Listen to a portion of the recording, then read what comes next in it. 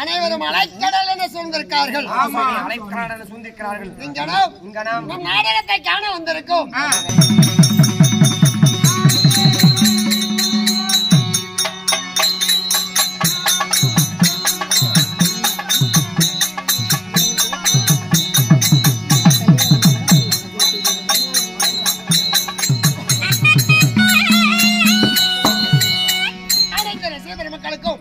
நமது கலைக்குழுவின் சார்பாக பணிவோடு எங்களது வணக்கத்தை தெரிவித்துக் கொள்கிறோம்.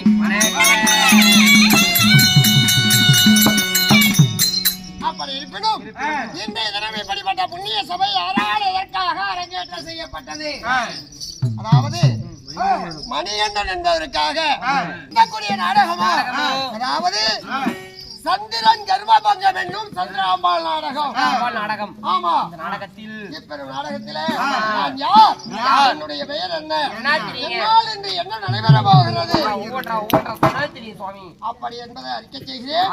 செவிகூர்ந்து கவனிக்கணும்.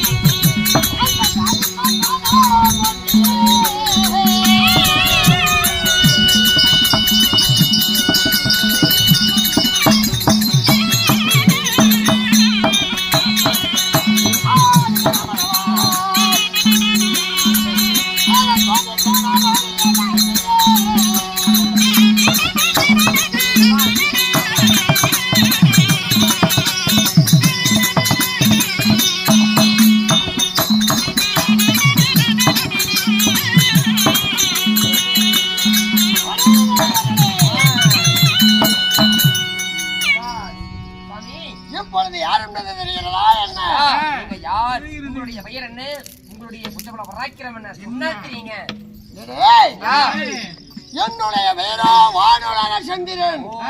பேரோ சாராய கடை சந்திரன்.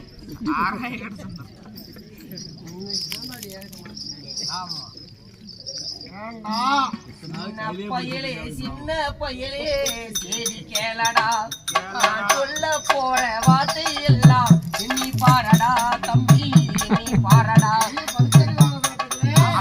பயலே சின்ன பயலே சரி கேளடா கேளடா, நான் சொல்ல போற வார்த்தை எல்லாம் எண்ணி பாரடா.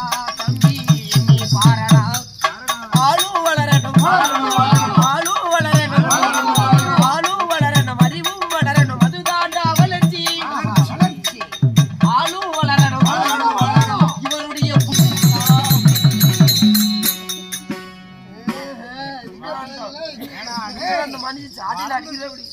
ஏய், சாமி, சர்வ சாதாரணமா கையில தொட மாட்டேன். யாரு நீங்களா? கையில புடிச்சிட்டா ரத்தம் வந்தாலும் விட மாட்டேன். உன்னே விடுவாட்டுக்குதே. சாமி, நீ சாட்டி இப்படி குளுக்கும் போதே தெரியும் சாமி, நீ பயங்கரமான ஆளுன்னு.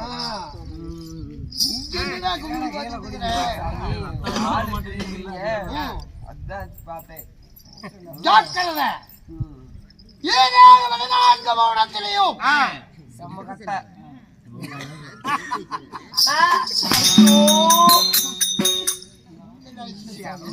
பார்த்தாவே தெரியுது. எல்லாம் அப்படி ஷட்டாகி போச்சு. சட்டை தெரியுது. வேலை அதிகமாட்டேங்க.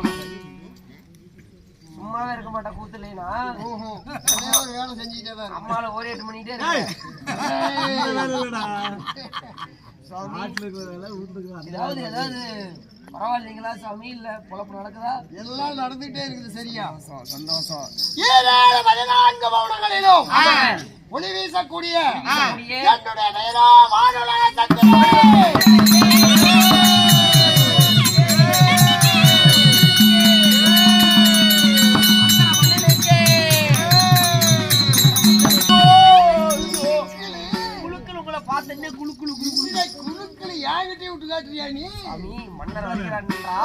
மன்னர் வருகிறார் என்றால் இந்த மாமன்னன் வருகிறார் என்றால் இந்த மாமா மன்னன் வருகிறார்.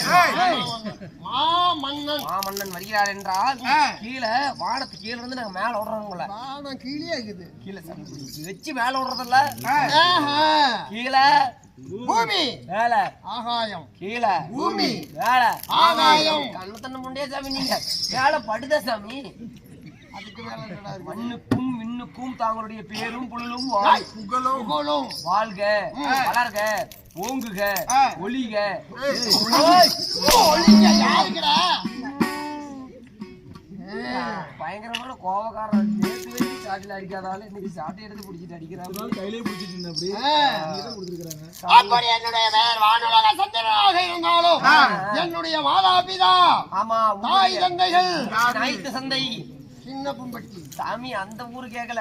என்னுடைய தாய் தந்தை எப்படிப்பட்டவர்கள்? அந்த புண்ணிய கூதி புண்ணியவதி. பேர்பட்டவள் யாரு? உங்க அம்மா.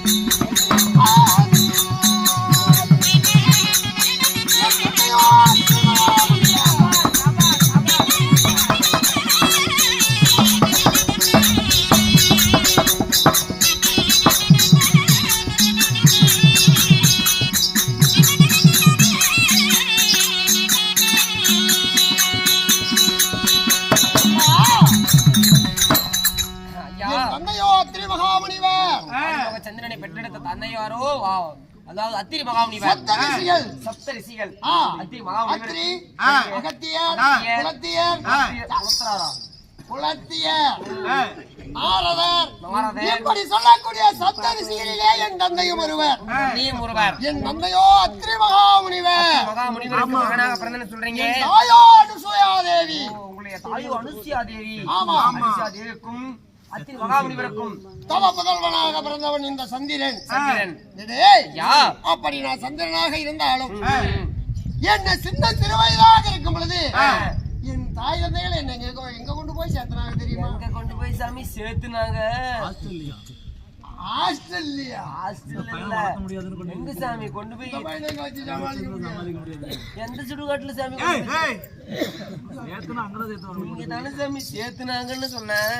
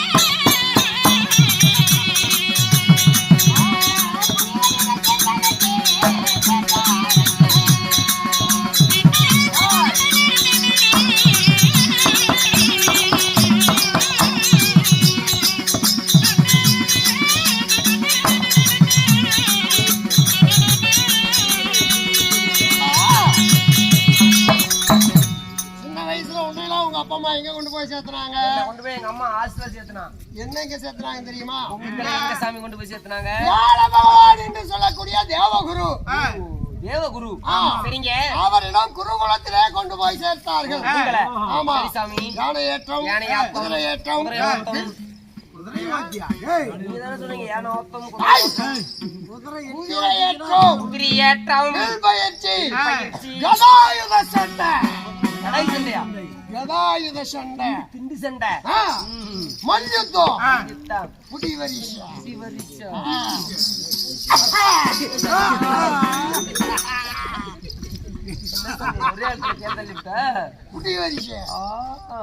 தெரியுமா உனக்கு? இல்லடா நம்மளுக்கு தெரியாது. கத்துக்கலையா? என்ன சாமி பாவி, இப்படி புடிச்சுதான் பாத்துருக்கிறேன். ஆனா நீ பிடிக்கிறதே மாடுலேஷன் ஒரு வித்தியாசமா இருக்குது. படுக்க போட்டு பேசாமி இல்ல அதாவது கொஞ்சம் அவசரமா இருந்தா எதிரி எப்படி வர்றானோ முன்ன வர்ற ஆளு எதிரி இல்ல எதிரி எதிரி வர்றவங்க எப்படி வர்றாங்க அவங்க பொறுத்து டக்குன்னு விட்டுருவ. அவசரமா இருந்தா நின்னுட்டே பிடிச்சு அவசரமா இருந்தா நின்னுட்டே பிடிச்சுக்க சாமி. ஓடுறான்னு வச்சுக்க. அனைத்து விதமான வித்தைகளை கற்பதற்காக என் குருவாக விளங்கக்கூடிய வியாழ மகான் இடத்துல கொண்டு போய் சேர்த்தாங்க. கொண்டு போய் சேர்த்தாங்க. ஆமா சாமி. அங்கே ஆண்டுகள் பல உருண்டோடியது. அப்புறம் வாலிபத்தை அடைந்த உடனே பிறவியிலேயே நான் கொஞ்சம் அழகா பிறந்தவை. பெரியவங்க கூட ஒப்பிட்டு சொல்லுவாங்க, சந்திர சூரியன் போல அழகா இருக்குது இந்த பையன் அப்படின்னு. இந்த கிரிக்கெட் உள்ள போய் சொல்லும் போது வர்றேன், அப்படி சொல்லுவாங்க. புரியுது சாமி. அதனால நான் அழகா இருந்ததுனால என் தேவகுருவாகிய பிரகஸ்பதிக்கு தாரை என்று சொல்லக்கூடிய குருபத்தினி. ஆமா, சரிங்க. அந்த அம்மாவுக்கு பணிவிடை செய்யறது என்னுடைய வேலை. உங்களுடைய வேலை. அந்த அம்மா அதை எடுத்தாங்க எடுத்தாரு, இதை தூக்குனா தூக்குறதா, அதை எடுத்தான்னா எடுத்துட்டு வருது. தூக்குனா தூக்குறது, வெயின வைக்கிறது. என்ன சொல்றாங்களோ அதுபடி செய்யணும்பா. தெரியுது சாமி. அவங்க கோபத்துக்கு ஆளாக கூடாது. பரவாயில்ல சாமி. அப்படி இருக்கும்போது அந்த அம்மாவுக்கு என் மேல ஒரு நோட்டம். முக்கியமான கதை நோட்டம்னா என் மேல பிறவியிலே நான் அழகல்லவா. அவரு சாமியாரு. ஆமா. இந்த அம்மா அமிர்தத்துல பிறந்தது தாரைங்கிற பொண்ணு. இந்த இந்த அம்மாவும் அழகு. அதனால அழகு. இந்த அம்மாவுக்கு என் மேல ஒரு இது அது என்ன ஒரு பிரியம்.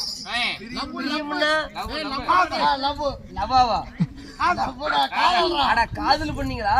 ஆமா, சவுந்து போயிரும். ஒரு நாள் தேவகுருவாகிய பிரகஸ்பதி ஆத்தங்கரைக்கு குளித்து நீராட போயிட்டாரு.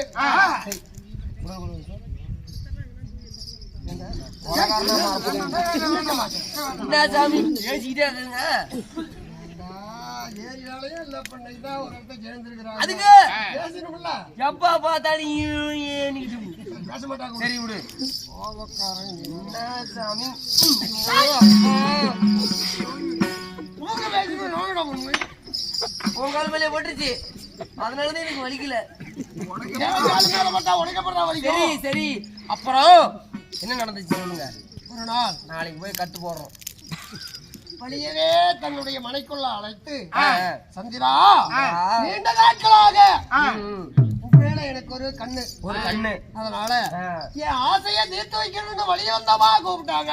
அந்த அம்மா ஆமா. அப்புறம் என்ன பண்ணீங்க சாமி ஆனா ஒரு பெண்ணானவள் ஆசைப்பட்டு அவளுடைய ஆசையை தீர்க்கலன்னா செத்தாலும் மோட்சம் இல்லையா அப்படின்னு சொல்லுவாங்க அதாவது வேதமே அப்படி சொல்லுது. ஐயோ எப்படி ஏதுமே அப்படி சொல்லுதாமா ஒரு பெண்ணானவள் ஒரு ஆடவ மேல ஆசைப்பட்டு ஆசைப்பட்டா அவளுடைய ஆசைய தீர்த்து வைக்காத நிராசை ஆயிட்டா ஆசைப்பட்டா அக்கினமே செய்யணும் அப்படி தீர்த்து வைக்காவிட்டா மாண்டாலும் அவனுக்கு மோட்சம் இல்லையா அவன் புரியுது சாமி ஆசைப்பட்டா அக்கினமே செய்யணும் கிளவியா இருந்தா கூட விடக்கூடாது ஏதாவது முடிஞ்ச அளவுக்கு பண்ணி போடணும். யாரால பாரு. இல்ல சாமி நான் சொல்றேன் ஆ, ம். நீ சொல்ற மாதிரி இல்லடா.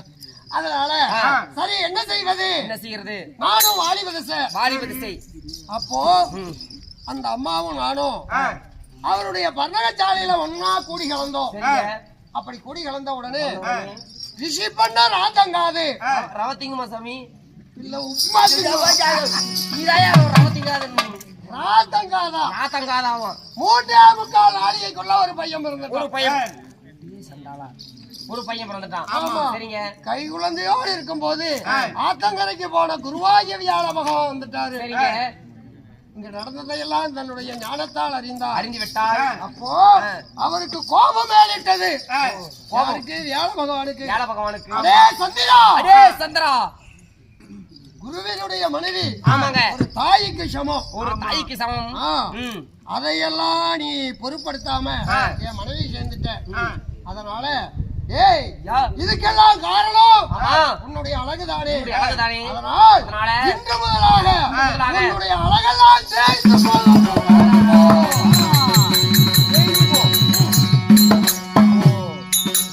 இன்று முதல் உன்னுடைய அழகெல்லாம் தேய்ந்து போகட்டும் அப்படின்னு சபிச்சிட்டார் தேவகுருவானவர். என்ன செய்வது என்ன செய்யறது நாளுக்கு நாள் என்னுடைய திரேகம் எல்லாம் மெலிந்து என் அழகெல்லாம் குன்றி போக ஆரம்பிச்சது. ஓ அடடா என்ன செய்வது என்று அப்பொழுதே அங்கிருந்து புறப்பட்டே கைலங்கிரிக்கு. கைலகிரி வெள்ளிக்கிழி ஆட்டவனை பார்த்தேன் ஆமா. பாஸ். அப்போ சிவபெருமானை போய் பார்க்கும்போது விரைநிலா அளவுக்கு என்னுடைய உருவம் வந்துருச்சு. அது சின்னதா ஆமா. சரிங்க அப்போ நடந்த விஷயத்தை எல்லாம் சொன்னீங்களா தேவகுரு சாபம் கொடுத்தது முதல் அனைத்தையும் சொன்னேன். பகவான் அதாவது சிவபெருமானிடம் பெருமான் என்ன சாமி சொன்னாரு அவர் என்ன சொன்னாரு? என்ன? சந்திரா சப்தரிஷிகளுடைய சாபம் நிச்சயம் பலிக்கும். ஐயோ அவர் கொடுத்தா படிக்கும் கொடுத்ததுதான். அதனால அவர் சாபம் வீணாகாது. இன்று முதல் நான் ஒரு வரம் கொடுக்கிறேன். வரம் கொடுக்கிறேன் அவரு கொடுத்த சாபம் ஆமா 15 நாளைக்கு தேயவும் தேயவும் நான் கொடுக்கக்கூடிய வரம் 15 நாளைக்கு வரம் வளரவும் வளரவும் வளரவும் வளரவும் அப்படி என்று விதை சந்திரனா எடுத்து தன்னுடைய சடாபாரத்திலே சூடி கொண்டார். சபாஸ் அதனாலதான் சிவபெருமானுக்கு சந்திரன் இங்க இருக்கிறார் ஆமா. ஓ புரியுது சாமி நண்பா இப்படி தேவகுரு கெழுட்டு பெணும் தெரிஞ்சோ தெரியாமலோ சின்ன வயசுல ஒரு தப்பு பண்ணி விட்டேன். போனா போகுதுன்னு விட வேண்டியதானே. அதான் இதானே. எந்த புரட்சிக்காரன்டா விடுவான் எந்த புரட்சிக்காரன் சாமி விடுவான்? ஏன் சாமி நீ ஈஸியா வேலை விட்டு போலான்னு பாக்குற எவன் கல்யாணம் பண்ணிப்பா செலவு பண்ணி கல்யாணம் பண்ணிப்பா நீ அப்படியே சந்தில சின்ன வந்து பையன் எனக்கு விவரம் தெரியாத வயசு. சின்ன பையனா இருந்தா ஓக்க மாட்டானா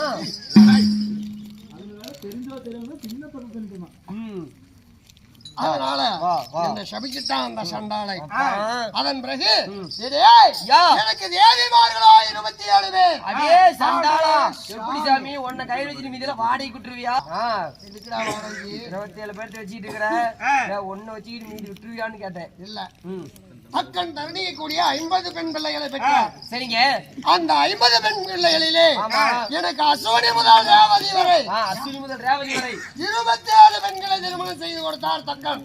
27 பேர். ஆமா. அப்பி எடுத்து விட்டாங்களா? அப்படி திருமணம் செய்து 27 பெண்களை திருமணம் செய்திருந்தாலும் என்னுடைய ஆசை பாசத்துக்கெல்லாம் உகந்தவள் யாரு?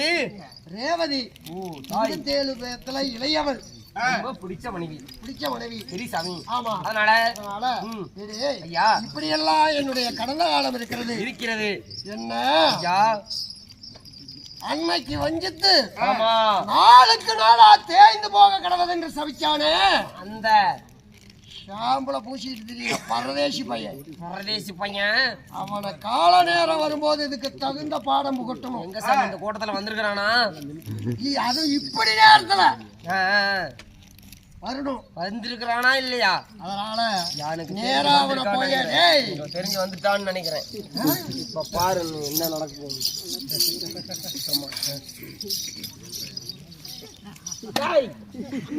இப்படி குனிறு தூங்குறிய அப்படியே பெல்ட் போட்டு கீழே வந்தீங்கன்னா மண்டோடஞ்சின்னா ஆறு பாக்குறது.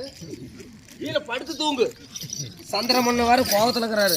கட்டி எடுத்து சொல்லிட்டு விட்டாருன்னா புலக்க போட்டுருவார். நேரா அவனோட மோதனா அவனுடைய சாபத்துக்கு ஆளாக நேரிடும். அதனால் என்ன பண்றது தெரியுமா? என்ன பண்றீங்க? அவனை பழிவாங்க ஒரே ஒரு வழிதான் இருக்கு. என்ன வழி?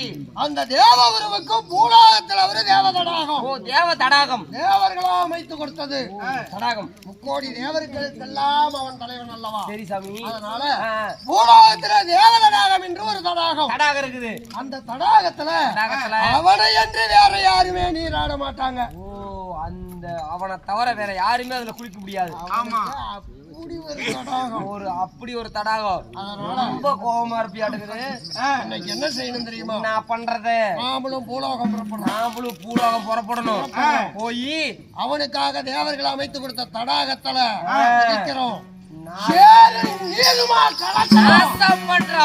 அந்த கிழக்கு மறுநாளைக்கு வந்து குளிக்கவே கூடாது. அந்த அளவுக்கு பண்ணி போடலாம் சாமி. இருக்கிற பொம்பளை எல்லாத்தையும் கொண்டு வந்து பீப்பால வைக்கிறோம். அசிங்கம் பண்ண வைக்கிறேன்னு சொன்னேன். ஆமா மட்டுமே போறோம். வேற யாருக்கும் தெரியக்கூடாது. சரி உடனடியாக போறோம். போவதாக இருந்தாலும் என் மனைவிமார்கள் 27 பேர்களிலே இளையவள் ரேவதி. அகட்டும். கொஞ்சம் அவளுக்கு அவன் மேலதான் எனக்கு அதிக பிரியம். போயிடலான்னு பாக்குறீங்க.